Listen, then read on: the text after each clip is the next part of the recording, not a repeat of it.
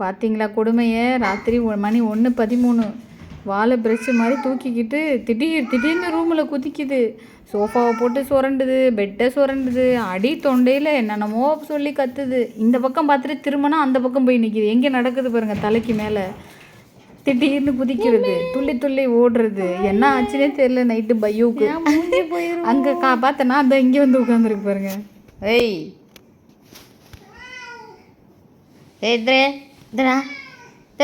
போடாங்க இருந்து மேலக்கெல்லாம் வந்து விழுந்தேன்னு வச்சுக்க, அவ்வளோதான் இன்றைக்கி நான் செத்துருவேன். அங்கங்கே திடீர்னு உடையுதான் உருளுதான் அந்த மாதிரி இருந்துச்சு நைட்டு.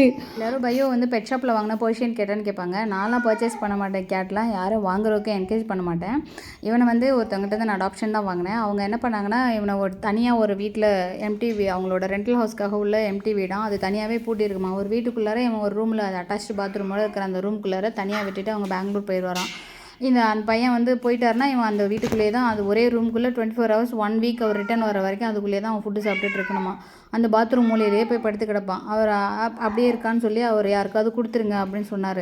இவன் வீடியோலாம் பார்க்கும்போது அவன் பயங்கர டிப்ரெஸ்டாக தனியாக இருந்து ஒரு மாதிரி இருந்தான். அப்போ வந்து இவனுக்கு 5 to 6 months இருக்கும். ஸோ பார்த்த உடனே எனக்கு ரொம்ப கஷ்டமாக இருந்துச்சு. அப்போ ரொம்ப இன்னோசென்ட்டாக இருக்கும் இது மூஞ்சி. பார்த்துட்டு அவ்வளோ டிப்ரெஷனில் இருக்கான் அப்படின்னு சொல்லிட்டு நான் அவங்க ஊர்லேருந்து வந்தவொடனே எனக்கு கொடுங்கன்னு சொல்லிட்டு நாங்கள் போய் வாங்கிட்டோம். இவனோட சின்ன வயசு ஃபோட்டோலாம் எல்லோரும் கேட்பீங்க, அப்படிலாம் எங்கள்கிட்ட எதுவுமே கிடையாது. ஏன்னா அவன் கொஞ்சம் நல்லா வளர்ந்து 5 months இருக்கும்போது தான் வந்தானே எங்கள்கிட்ட. பையு பாவம் தனியாக இருந்து ரொம்ப நாள் அது தனியாக இருந்து பயங்கர டிப்ரெஷனில் தான் எங்கள்கிட்ட வந்தான். ரொம்ப நாள் பயந்துக்கிட்டே இருப்பான், ஒளிஞ்சுக்குவான்.